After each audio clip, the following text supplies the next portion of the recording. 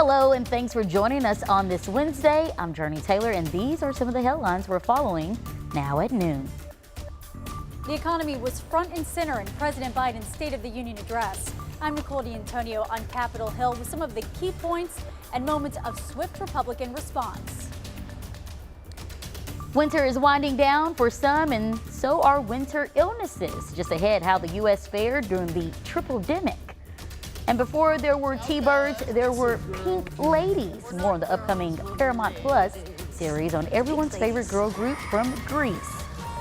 But first, let's talk the big talker today, rain. It's a wet and just yucky day. Meteorologist Scott Covert, we were warned about the rain to come. Should we be aware about anything else? You know, Jurnee, some of that rain is causing flash flooding across parts of the natural state here at the noon hour. And then later this afternoon, we'll also have to watch for the potential of severe weather. So let's get straight to what you're dealing with here at the noon hour. You've got a widespread area of moderate, occasionally some heavy rain moving through northern Arkansas. The central Arkansas metro area has seen quite a bit, and then off towards the southwest, we've got more of that rain moving in. But notice from Pine Bluff to Monticello, Camden hasn't seen much. That general southeast quarter of the state, well, that's where we will focus our attention this evening for the potential of some severe weather. Those rain showers are going to be with us throughout the evening, so if you've got plans, you definitely need the rain gear. Temperature-wise, we're sitting at 51 right now in Little Rock, 54 the current temperature in Pine Bluff. We're going to continue to see showers and storms. Some of those storms will be capable of producing damaging winds, even tornadoes, and then the flash flooding concern likely confined into the northwestern half of Arkansas. In fact, we've already seen quite a bit of flash flooding already. That severe weather outlook for this afternoon and this evening, the highest the further south and east you go, or a new here at the noon hour, a level 3 out of 5 where enhanced risk for severe storms exists. The metro under a level 2. We'll break it all down and get an idea of the timing of those storms coming right up. Thanks, Scott. With more potentially severe weather on the way, there could be a slowdown in efforts to restore power to parts of southeast Arkansas. Right now, Power Outage US shows more than 6,000 Arkansans are still without power. Many of the affected homes are in Cleveland County, where more than 5,000 are still in the dark. Now, right now is a great time to make sure you've got the THV 11 app downloaded. That way you can always get local news and weather alerts and watch our live weather coverage whenever we're on the air. President Biden's second State of the Union address was a lively affair last night, and not surprisingly, the reviews are split along party lines. Nicole D'Antonio has the latest from Capitol Hill. President Biden headed to Wisconsin this morning to speak with union workers and promote his economic agenda. Unemployment rate is at 3.4%, a 50-year low. The economy was also on his mind last night during his second State of the Union address. The president highlighted what he considers his achievements, but he received GOP heckling at levels never before seen when he suggested some Republicans had proposed cutting Medicare and Social Security. Well, I'm glad to see you, and I tell you, I enjoy conversion. He is simply unfit to serve as commander-in-chief. Former Trump press secretary and newly installed Arkansas Governor Sarah Huckabee Sanders delivered the Republican response. The Biden administration is doubling down on crazy. Last night's speech was one of the rowdiest State of the Union addresses in recent history, with House Speaker Kevin McCarthy actually shushing members of his own party at least 4 times. There is more, I would say, activity in the chamber probably than there used to be. But, you know, I think that's probably characterizes a little bit of the change in our politics. Vice President Kamala Harris believes the president did a good job of dealing with the many distractions. I think the president was in command and he was focused on the American people. There were some suggestions that President Biden used his address last night as a soft launch for a re-election bid.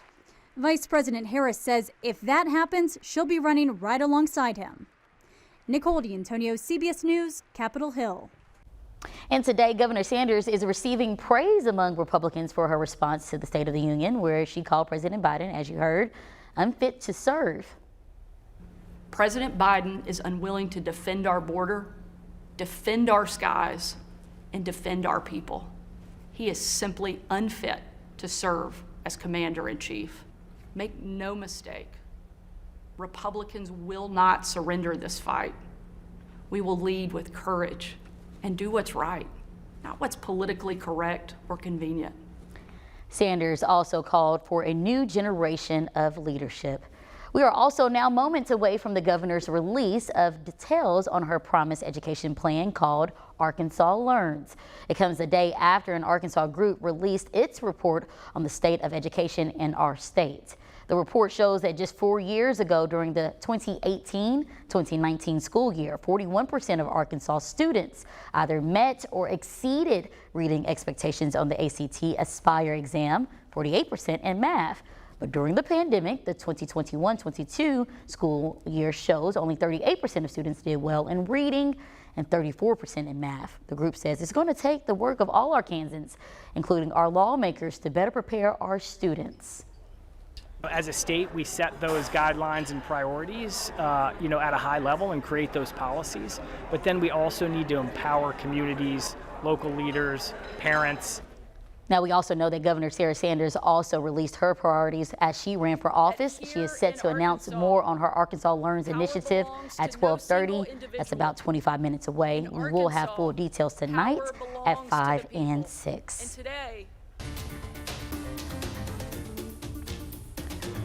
This afternoon, an Arkansas fugitive on the run from the FBI is now in custody. Just over a week ago, FBI agents say they found unauthorized bombs in Neil Ravi Mehta's home in Fort Smith. He now faces charges of unlawful possession of an unregistered destructive device. During the raid, agents found this device you see here on your screen. The X-ray text rendered it safe, and ATF agents say it was homemade. According to court records, Mehta is a CFO of a Fort Smith company that sells firearms and ammunition. The FBI and other federal agencies raided his home last Tuesday because they suspected him of selling and importing illegal firearms. According to court records, Mehta ran from his home when authorities arrived, getting a ride from a neighbor before borrowing a car. The FBI says this is an ongoing investigation. The FBI is known for thorough, meticulous, and lawful investigations. We're going to let the facts speak for themselves in this case, and we're turning it over to the U.S. Attorney's prosecutors and the great team that they have there in the Western District. Now, the Department of Justice says a federal grand jury will hear evidence related to this investigation and decide if there should be an additional criminal charges filed. If convicted, he could face up to 10 years in prison and or up to a $10,000 fine. More than 11,000 people are now dead following this week's earthquakes in Turkey and Syria. Officials say today could be the last good day for rescuing any survivors from the rubble amid the cold. Life snatched from the clutches of death, and the triumph of the human spirit, both to help others and to survive.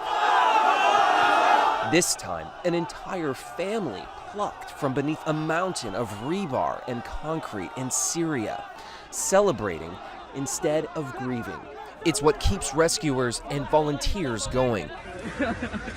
Enduring one shattering death after another, knowing, hoping that eventually life is waiting, pleading just beneath the surface. Like this little boy in Turkey, restored to life, one bottle cap of water at a time. But for every life saved, countless more are lost. Yesterday in Syria, a baby was born amid the rubble, still tied by her umbilical cord to her mother, believed in her final act to have shielded her daughter's body with her own. Today, along with the newborn's father, 4 siblings, and aunt, she was laid to rest. Yet the search for glimmers of hope, like her orphaned daughter, goes on.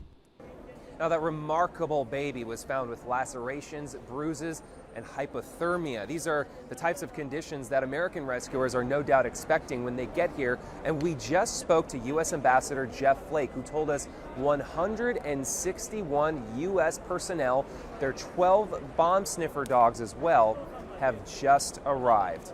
Chris Livesay, CBS News, Adana, Turkey.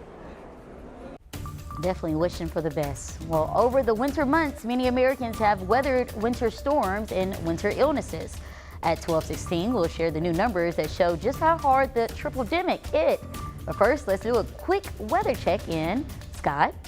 It's a pretty gloomy day all across downtown Little Rock. You got fog, you've got rain, flash flooding occurring right now across parts of the natural state. We're going to track that throughout the rest of the evening and the potential of strong to severe thunderstorms in tonight's forecast. The latest is coming right up.